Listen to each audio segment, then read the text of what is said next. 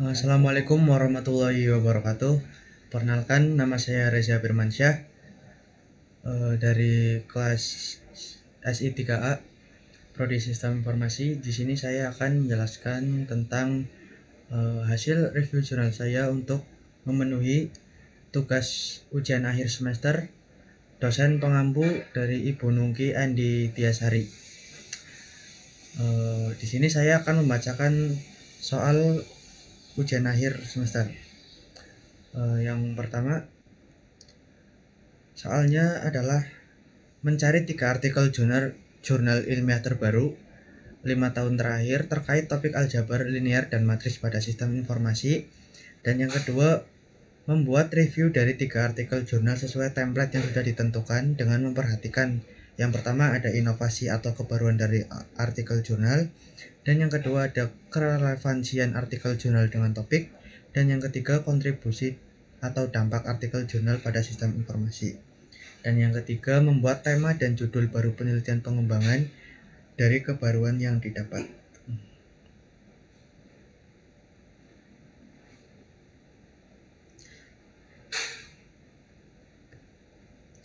Di sini saya sudah membuat lembar jawaban ujian akhir semester dengan menggunakan template UAS dari dosen pengampu. Yang pertama, di jurnal pertama saya ada review jurnal perbandingan performansi denoising menggunakan discrete wavelet transform dan metode empirical mode decomposition pada sinyal double G.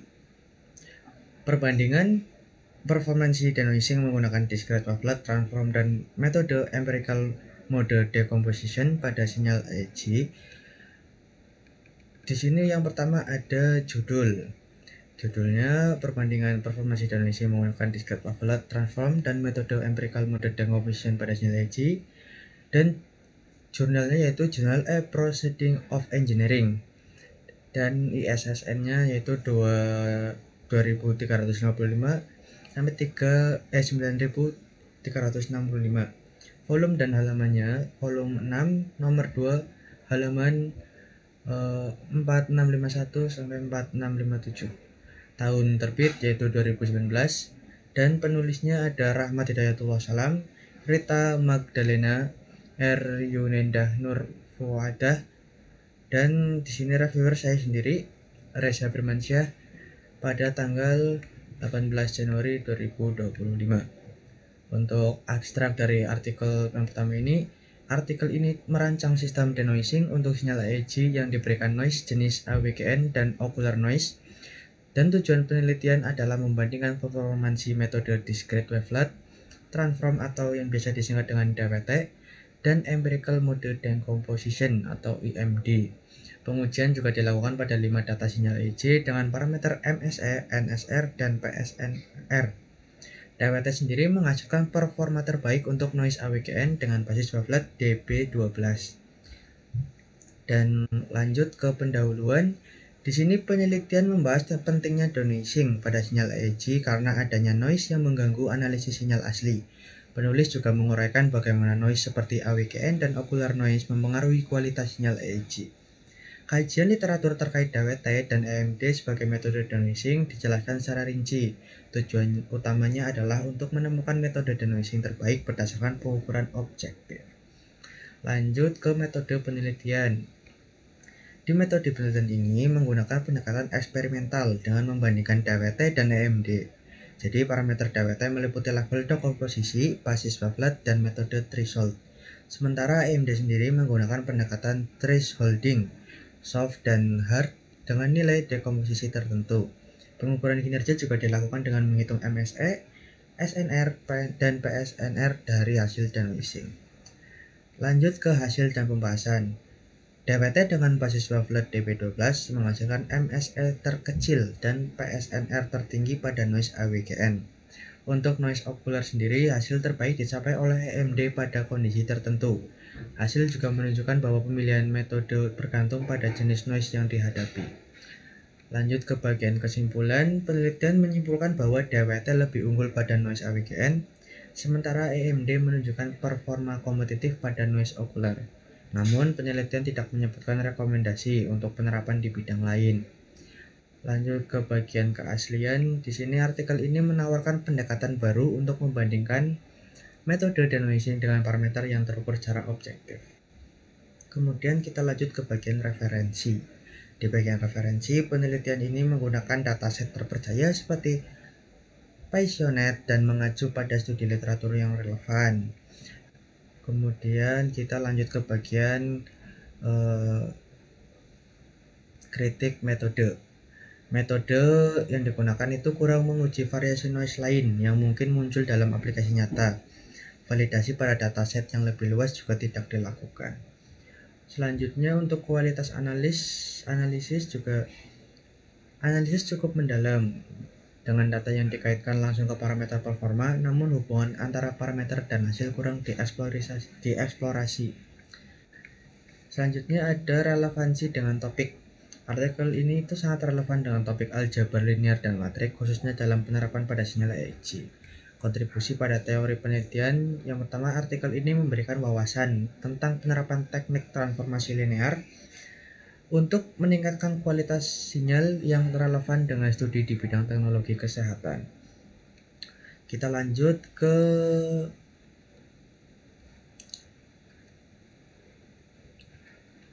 hubungan antar artikel.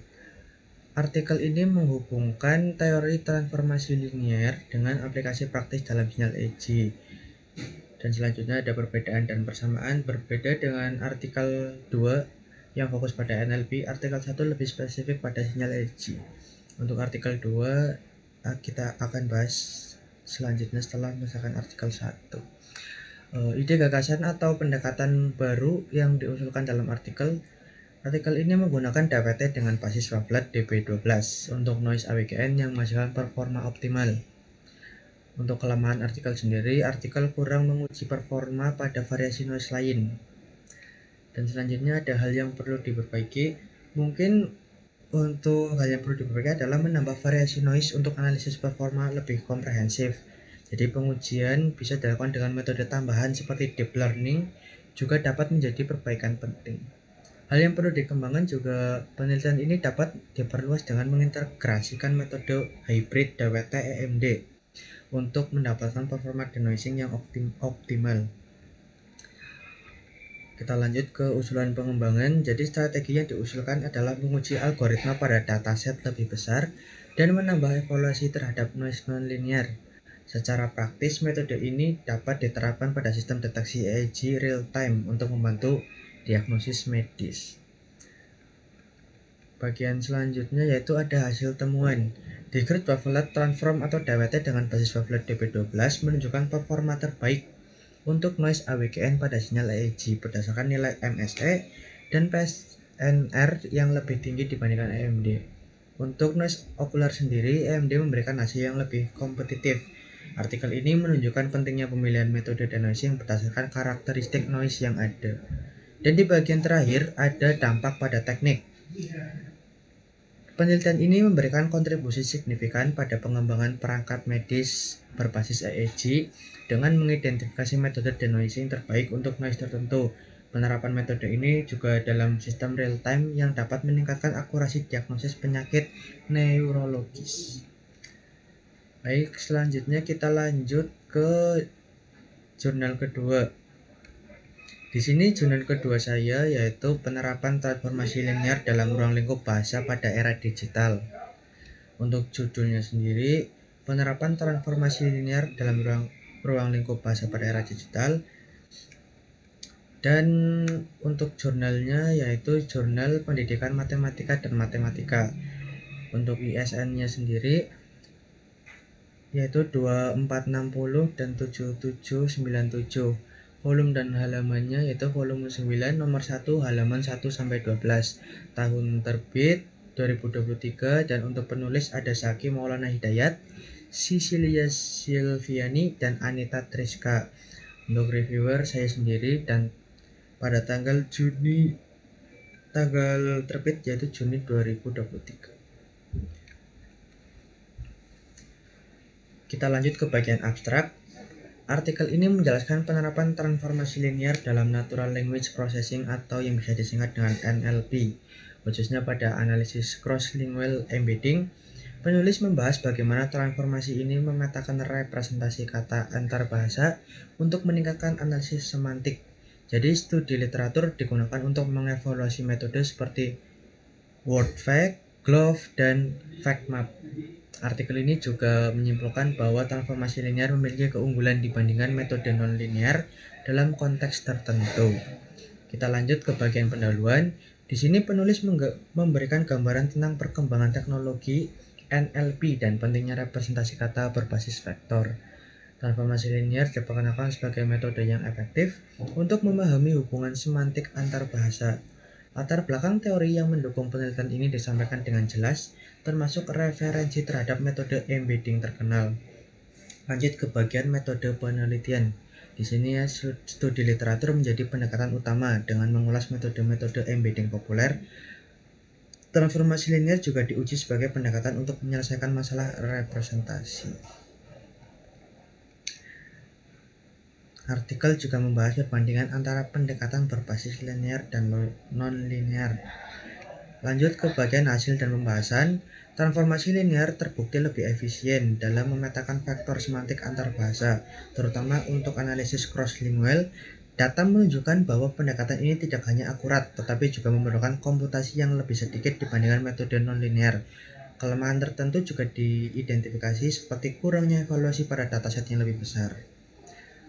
Lanjut ke bagian kesimpulan. Transformasi linear memberikan manfaat signifikan dalam NLP, khususnya dalam aplikasi lintas bahasa. Namun penulis merekomendasikan eksperimen lebih lanjut untuk menguji efektivitas pada konteks lain. Kita lanjut ke bagian keaslian.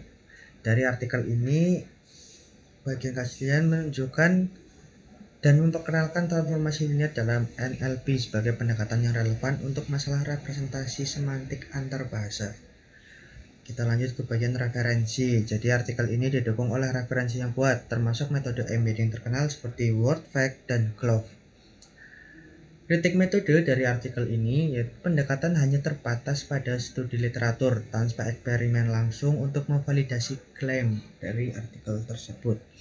Kualitas analis dari artikel ini, analis cukup mendalam dan sistematis, terutama dalam menentukan matriks baku untuk berbagai transformasi linear.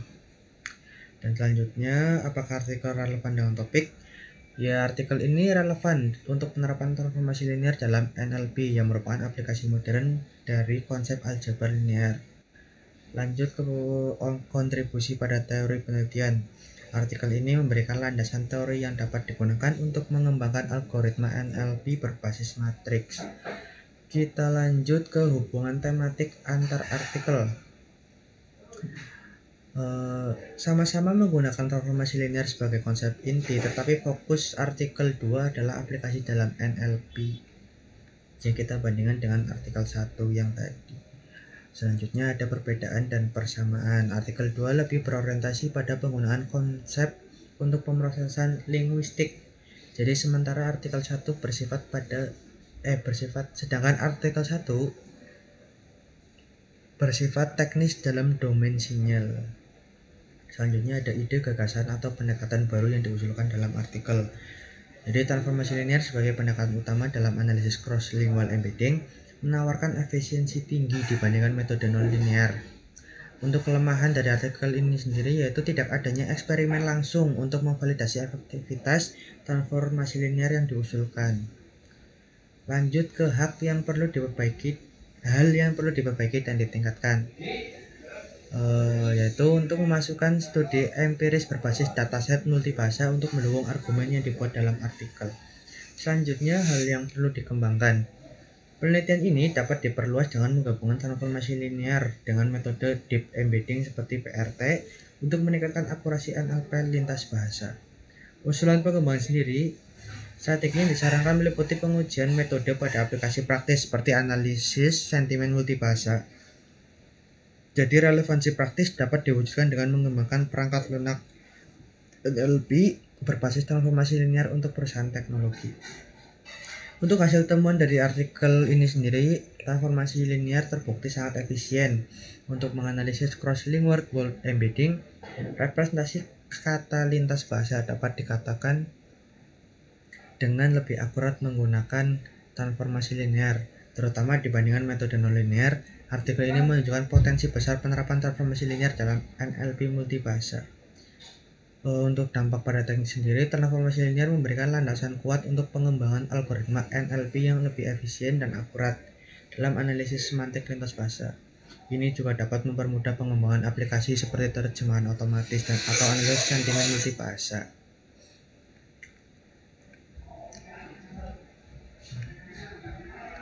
Selanjutnya kita lanjut ke jurnal ketiga. Di sini untuk judulnya yaitu ada matriks baku untuk transformasi linear pada ruang vektor dimensi 3. Untuk jurnalnya sendiri yaitu jurnal Natural, ISSN-nya yaitu 1412 dan 1328. Untuk volume dan halaman sendiri yaitu volume 15 nomor 2 halaman 88 sampai 92. Untuk tahun terbit yaitu 2019. Untuk penulis yaitu ada Hasnah Aris Friantika, Harina O.L. Munim, dan Rium Hilum. Untuk pereview saya sendiri Reza Firmansyah dan tanggalnya yaitu Oktober 2019.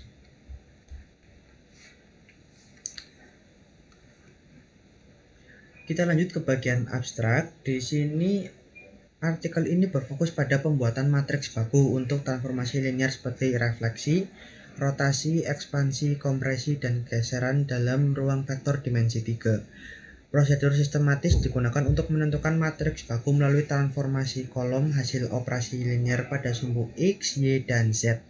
Penelitian ini bertujuan menyediakan dasar teoritis yang kokoh untuk studi transformasi linear di ruang dimensi 3. Lanjut ke bagian pendahuluan, penulis menjelaskan pentingnya transformasi linear dalam aljabar linear dan aplikasinya di berbagai bidang. Fokus diberikan pada pembahasan tentang matriks baku yang dianggap sebagai elemen penting dalam representasi transformasi linear. Artikel ini membangun dasar teoritis yang kuat untuk mendukung pembahasan lebih lanjut. Selanjutnya kita lanjut ke bagian metode penelitian. Untuk di bagian metode penelitian, prosedur yang digunakan melibatkan penentuan matriks baku dari hasil transformasi pada setiap sumbu. Artikel ini memberikan langkah-langkah rinci untuk menentukan refleksi, rotasi, ekspansi, kompresi, dan geseran pada ruang vektor dimensi 3. Setiap jenis transformasi dianalisis untuk menghasilkan matriks baku yang sesuai. Selanjutnya untuk di bagian hasil dan pembahasan, setiap transformasi dilakukan pada sumbu X, sumbu Y, dan sumbu Z untuk mendapatkan hasil yang sesuai. Matriks baku yang diperoleh disajikan dalam tabel yang mencakup refleksi, rotasi, ekspansi, kompresi, dan geseran dengan penjelasan sederhana dan sistematis. Penelitian ini juga memberikan cara yang jelas untuk memahami transformasi linear dalam ruang 3 dimensi dengan menggunakan pendekatan matematis yang terstruktur. Selanjutnya ada bagian kesimpulan. Di bagian untuk kesimpulannya sendiri, penelitian ini menyediakan panduan yang sistematis untuk menentukan matriks baku pada ruang vektor dimensi 3. Namun kurangnya diskusi tentang aplikasi praktis membuat artikel ini lebih relevan untuk pembaca dengan minat teoritis. Maaf, kita lanjut ke bagian referensi. Ke bagian keaslian. Artikel ini memberikan panduan teoritis untuk menentukan matriks baku yang dapat digunakan dalam berbagai studi aljabar linear. Selanjutnya ada bagian referensi. Referensi dari artikel ini sebagian besar berasal dari buku teks dasar tanpa banyak mengacu pada studi kontemporer. Kita lanjut ke bagian kritik metode. Artikel ini kurang membahas bagaimana metode yang diusulkan dapat diterapkan dalam dunia nyata. Dan lanjut ada bagian kualitas analisis. Di bagian kualitas analisis dari artikel sendiri ini matematis dan sangat rinci, tetapi konteks aplikasinya kurang dijelaskan. Kita lanjut ke bagian relevan dengan topik. Jadi artikel ini berfokus pada konsep inti transformasi linear, menjadikannya relevan untuk studi dasar aljabar linear. Lanjut kita ke bagian kontribusi pada teori penelitian. Jadi artikel ini menyediakan panduan yang sistematis untuk pengembangan lebih lanjut dalam aplikasi transformasi linear. Selanjutnya hubungan tematik antar artikel. Jadi artikel ini berfokus pada aspek teoritis transformasi linear yang memberikan dasar yang relevan untuk studi lanjut. Selanjutnya ada perbedaan dan persamaan. Jadi artikel ini berbeda dengan artikel 1 dan 2 yang lebih aplikatif, tetapi tetap terkait dalam penggunaan transformasi linear sebagai inti pembahasan.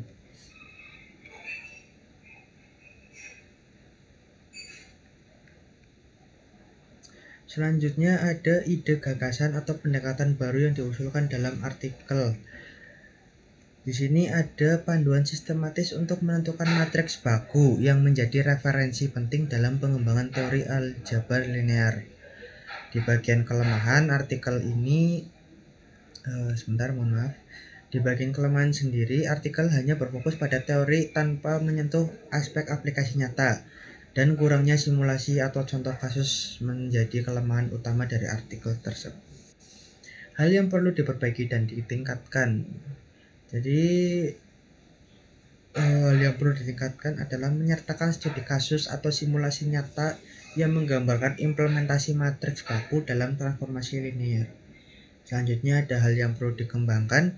Jadi penelitian dapat diperluas untuk mencakup penerapan matriks baku pada grafik komputer atau simulasi fisik di ruang 3D atau 3 dimensi. Selanjutnya ada bagian usulan pengembangan. Strategi yang disarankan adalah mengintegrasikan matriks baku ke dalam algoritma visualisasi atau simulasi 3 dimensi. Relevansi praktis dapat diwujudkan dengan mengembangkan aplikasi pendidikan berbasis simulasi matematis menggunakan matriks baku ini. Selanjutnya ada hasil temuan. Matriks baku berhasil disusun untuk berbagai transformasi linear seperti refleksi, rotasi, ekspansi, kompresi, dan geseran. Pada ruang vektor dimensi 3, matriks ini memungkinkan representasi transformasi secara sistematis untuk analisis teoritis maupun simulasi matematis. Dan di bagian terakhir ada dampak pada teknik. Matriks baku dapat digunakan untuk mengembangkan algoritma grafik komputer atau simulasi fisik berbasis ruang vektor 3 dimensi. Ini memberikan dasar kuat untuk pengembangan lebih lanjut dalam aplikasi grafis dan simulasi. Lanjut ke bagian terakhir, menggali konteks baru. Jadi saya sendiri dalam menggali konteks baru, saya menggabungkan dari ketiga jurnal tersebut. Jadi di sini untuk jurnal pertama yaitu ada metode denoising, bisa diterapkan pada sinyal non medis, dan di jurnal kedua ada NLP yang dapat dikembangkan untuk bahasa daerah, dan yang terakhir ada matriks baku yang dapat digunakan dalam simulasi kuantum atau fisika teoritis. Mungkin sekian yang bisa saya sampaikan, kurang lebihnya mohon maaf. Wabillahi taufiq wal hidayah. Wassalamualaikum warahmatullahi wabarakatuh.